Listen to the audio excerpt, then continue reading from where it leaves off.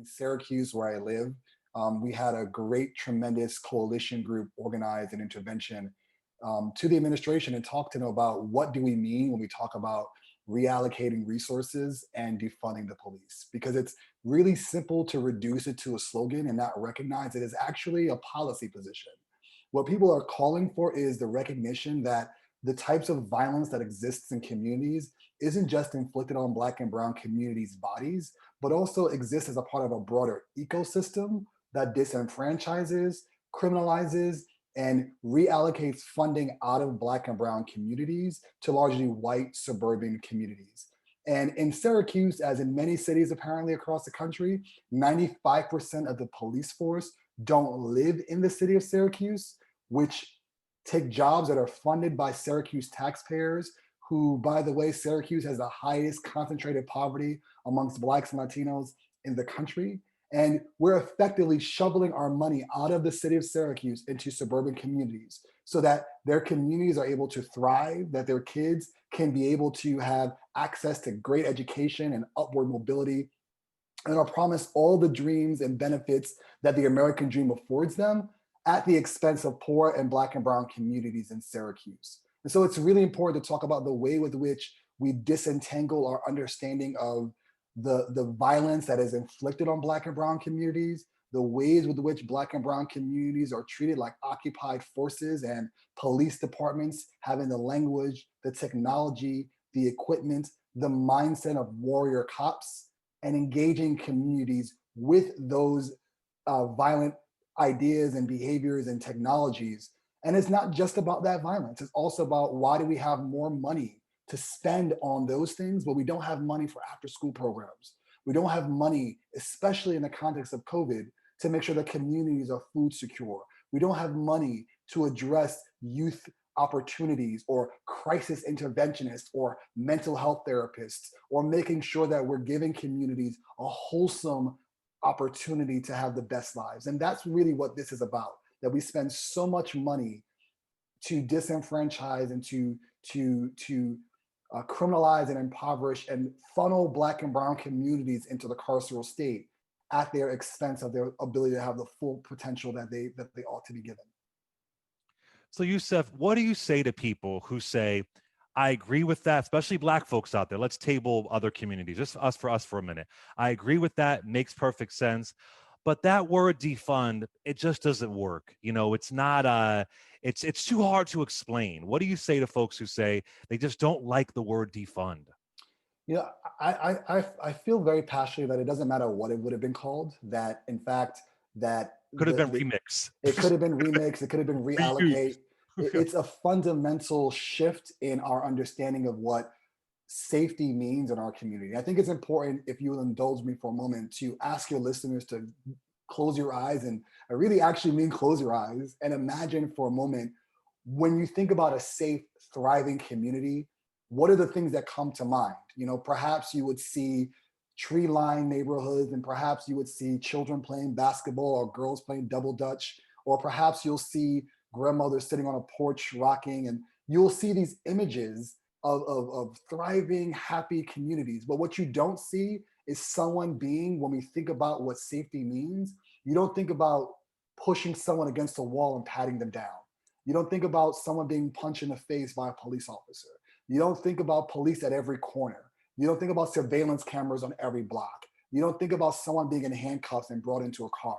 Yeah, that's all that we're given, right? The only thing that we're given as tools is to know that that is safety, that more police in schools mean safety, and not the acknowledgement that in fact, we've been doing this for decades. And the things that we know are the best practices, the things that we know actually make communities safe, the things that we know that don't create harm and inflict violence on communities are the things that we're removing funding from as we continue to invest in what has been broken. And the institution of policing, it ought to be reminded of us, is riddled in the histories of slavery. As an institution, it evolved and emerged out of slave catching. It has continued to perpetuate itself to making sure that when John Lewis and others walk across the Edmund Pettus Bridge, who is facing them, who is beating people up, who is maintaining Jim Crow, who is stopping unions from organizing and breaking up unions as they're striking. These are what policing and its history has been.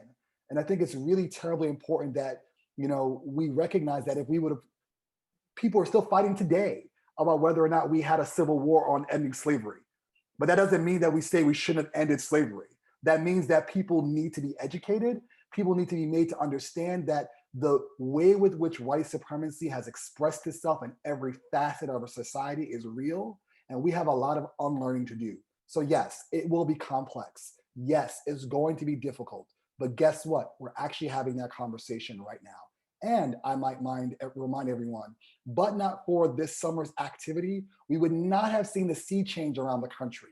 Seattle has just decided they're going to reduce 20% of their budget for policing. In the city of Syracuse, we have a 9 series of demands that Spark, a police coalition, has gotten through that has changed the landscape. In New York State, 50A, which is a law to repeal police secrecy, was able to get passed after years and years and years of advocacy because of the movement. So don't let them fool you to think that we've been losing.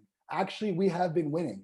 It is a long, fraught battle. We have more work to be done, but not for people getting in the streets and demanding a change in the relationship between law enforcement and the communities that they were supposed to serve, we wouldn't be where we are today.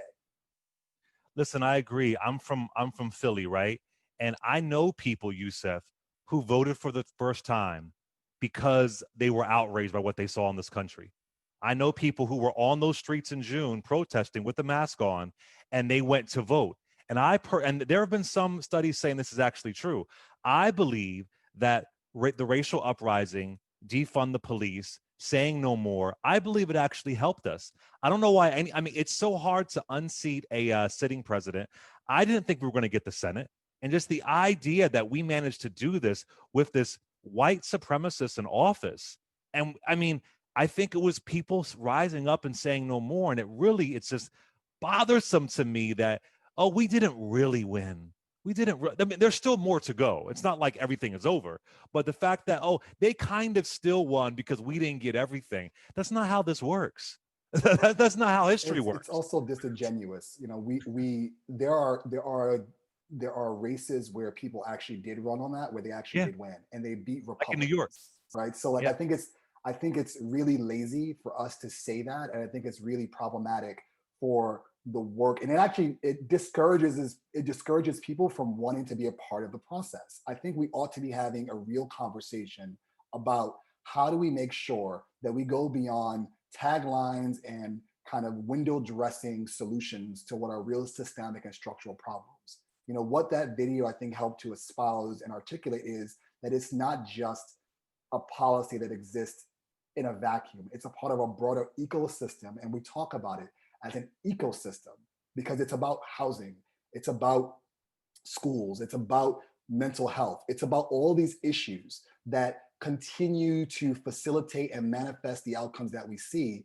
And at the center is we just don't have the money to address those issues because we're spending so much money at the local municipal level and at the state level on policing, incarcerating, and criminalizing Black and brown and poor communities, and on the federal level on militarization. And so our priorities are askew, they're highly problematic, and really what we're imploring us to do is to think really comprehensively about how do we shift our priorities and how do we make sure that we push for the things that people need most. So let me ask you, Yusuf, and I've been saying this too. Many politicians, as far as the ones running a national race, they weren't running on that. They didn't support defund the police, and I appreciate that they didn't lie. They just said how they really felt. But was it frustrating for you to see folks saying, whether it was Jim Clyburn or Joe Biden, and I supported Joe Biden obviously, but was it frustrating for you to see them to shut down defund the police, or did you feel like, I get why you're doing it, you have to say it, it's politics? I have a tremendous amount of respect, and ironically, I actually live in the house next door to where Joe Biden lived when he lived in Syracuse, and so there's a part of the ethos in our community and kind of affinity towards President-elect Biden, and I appreciate the need to politicize and understand the implications of those issues. But really what this issue is about is less about the political narrative that people want to eschew, and the need to talk about the types of politics that we've continued to always engage in. This is really about an opportunity to radically shift what it is that we prioritize in this country. And I think while I would be, you know, satisfied with trying to convince Representative Clyburn and President-elect Biden about the merits of this issue, I think really what I want to do is try to focus on the people who are on the ground doing the work, because it's never been in the history of this country an elected official who has decided that they're going to do something, and that's why the law has changed. If you want to talk about JFK and then LBJ's shifting in civil rights, it's not because LBJ woke up one day and said, you know what, we ought to have a Voting Rights Act. It's because people mobilized and got it to happen. You can go through any sea change in our country's history. It's not because a politician decided they wanted to be benevolent. It's because people demanded an outcome. And in order for us to get to that outcome, we need to continue to stay at it. We can't allow ourselves to be afraid to be in the communities, and to not continue to push. And so we're going to have to push President-elect Biden. And I think the benefit of having President-elect Biden is that he at least is going to listen. He at least can be talked to, and he can be convinced. And we'll have to do the work to make that happen. But activists and organizers and the Movement for Black Lives and other organizations around the country are going to continue to push these issues. And I think this is an opportunity for us to make sure that we recognize the value of organizing and the utility of mobilizing people towards collective action. Yusuf, I mean, you're speaking my language. I always say this, that whatever movement that's happened in this country, it is people who have been oppressed that have said no more. The reason why slavery is abolished isn't because Lincoln freed the slaves. Yeah. That's not what happened. That's just, I can't stand that narrative. It was Black folks who said, no more. We're going to rise up. And even during the Civil War, the only reason why the North wins is because of Black soldiers coming to fighting for their freedom, fighting for their right to exist. You're so right. LBJ, whatever the case is, it's never some politician who just loved people so much and they said, I'm just going to do the right thing. No, they had to be pushed. They had to be pushed. And I think shutting down any pushing is very dangerous for us. And if the word defund makes you uncomfortable, then you have to think, why does it make you uncomfortable? You have to, I mean, for me, it made me very comfortable. You know, maybe I just, okay, this makes perfect sense. But you got to figure out, why does it make you uncomfortable? And sometimes movements are uncomfortable, and it might be good that you are uncomfortable. So for folks, again, who may not know all the details, and there's already been changes. There, like you kind of already mentioned, there's already been cities that have defunded, not abolished, not brought it to zero, brought it from like 6 million to 5 million. You know what I'm saying? Like, this isn't like police officers are just broken, they can't survive now. But what are some of the things moving forward that you're looking for and you're pushing for? You know, at the core, I think of our understanding is the need to make sure that all the actions that happen are reimagining and transforming the role, the presence, the responsibilities needed to create community safety, and centering the idea that only then will we begin to repair the ongoing harms of decades of discrimination and abuse, and adequately reinvesting in Black and Brown communities to repair those harms, stemming as long back as slavery to the issues around systemic racism.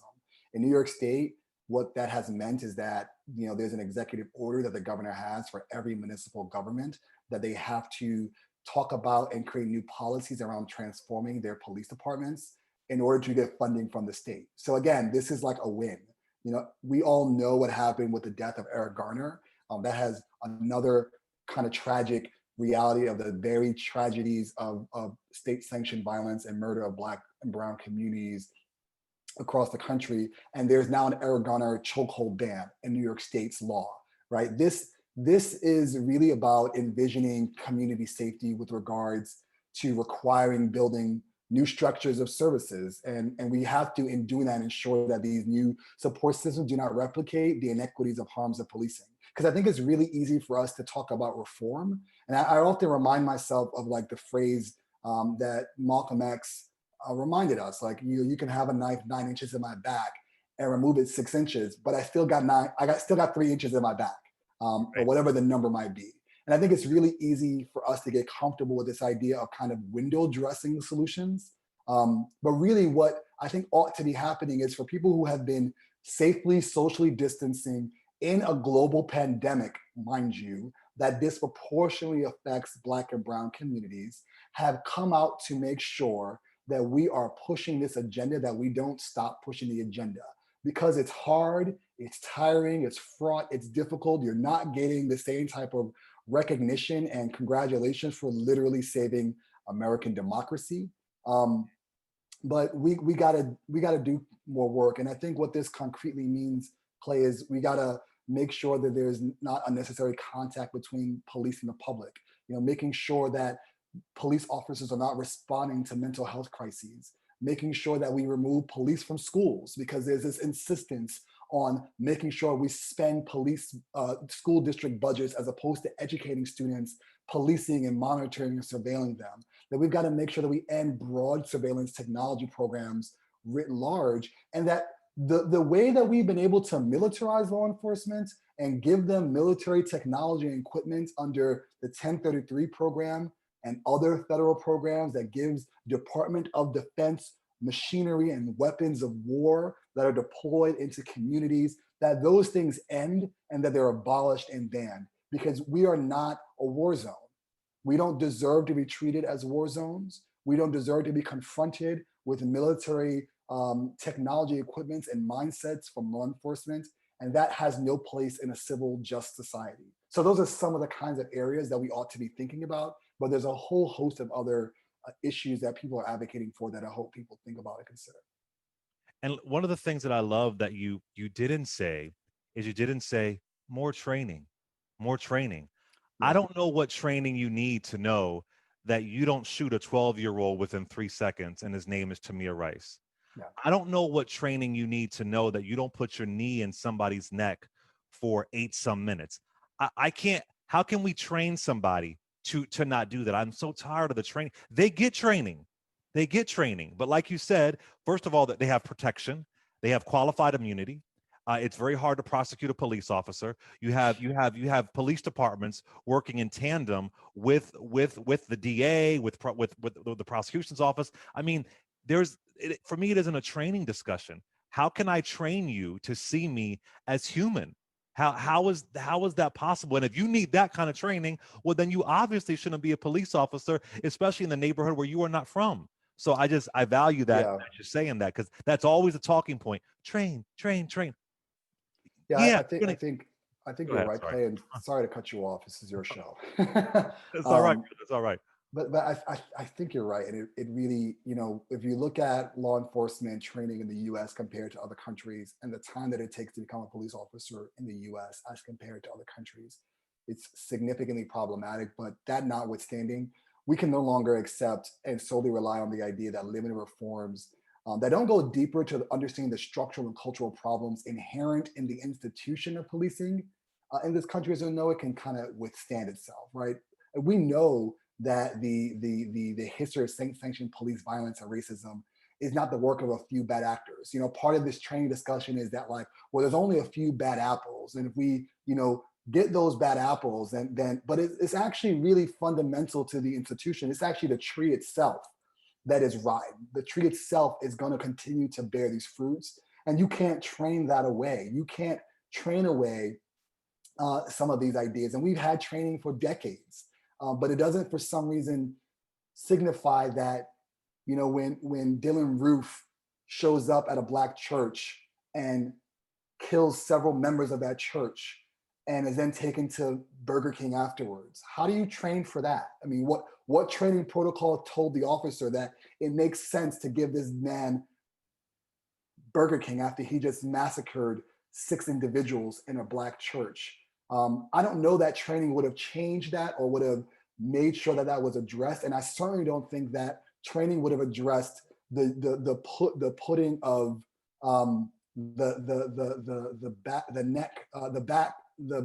the knee on George Floyd's neck that resulted in his asphyxiation. That officer knew what he was doing. He was completely conscious of it, as were the officers around him. They knew that that was wrong. Training should have said, that that's not appropriate. And the problem with our mentality around training is that it expects that Black families and Black and brown families ought to be the ones who should be trained in the protection of our lives. That if we somehow train ourselves, and I'm a Black man and I have a Black and brown daughter, and at some point I hope that I might have a Black son. And I don't want to have the conversation that my parents had to have with me about how I control myself and how I speak. And I'm having to police myself before I go out into the community and I'm then policed by law enforcement. And so the absurdity of this conversation around training, I think, gives the idea that you can somehow address these bad apples in this tree. And I think we ought to reject and oppose efforts that seek to scale up police budgets, which training will do, because you're going to need to have more money and create new crimes under the law, and then expand a vision of public safety that centers law enforcement and criminalization rather than help and restorative justice. And I think that is really where we ought to be rethinking the work and the approach that we're taking, and not obsessing over training. We've had 40 years of training and we still have continued climb in these issues. I mean, the thing is, we know it can be done because we see it done in the suburbs. We see it done Yeah. even in poor white areas. We do see it done. When I was very, very young, I lived in Washington State with my mother, and we were poor as hell. And there was always some drama going down. Police were called, and they suddenly found a way to make it work. Poor white folks, I've seen this with my own two eyes, having guns in their hand, yelling at the police. And the police managed to find a way to de-escalate. So I know it can be done. I've seen it with my own two eyes. Then I moved to Philadelphia with my father when I'm very young, and it's a totally different experience with folks who are unarmed. So I've seen it done. So the idea that it can't be done, or they're just, it's insane. Let's do a call before you head out. Thank you again for doing this, brother. I've been talking about it, but you're an activist on the ground, and I'm just so thankful that you could break this down for us. And, we talk about these things and these words, and it turns into semantics sometimes, but you're actually doing the work. And I think that politicians are going to politic, but we need folks like you. But in making sure that we get people the opportunity to continue to stay involved, I think it's, in the beginning, I asked people to close their eyes and imagine what that vision could look like. I want us to remind ourselves every day that we go through this process that that vision is possible, that in fact, when we do mobilize and organize, that we are actually winning, and that winning is not going to be done overnight, because these issues didn't happen overnight. It took decades to occur, and they're going to take generations for us to overcome. But I think we've got a significant opportunity in front of us. And would we end an appeal for getting involved locally? Rather, I think it's important that we make sure that we get involved, not just in the national discourse and meta discussion, but get involved locally, because a lot of the issues around policing happen in your local police departments. And so you have a tremendous opportunity at the local level to hold your local mayors accountable. And that's what that video was. That video was 20 organizations You were talking to your demanding mayor, what right? democracy should look like. Sorry? You were talking to your mayor, right? The mayor of Syracuse. Yes, the mayor, the You were common talking to council your mayor. president, the school board superintendent, and that's where a lot of action can happen. So thank you.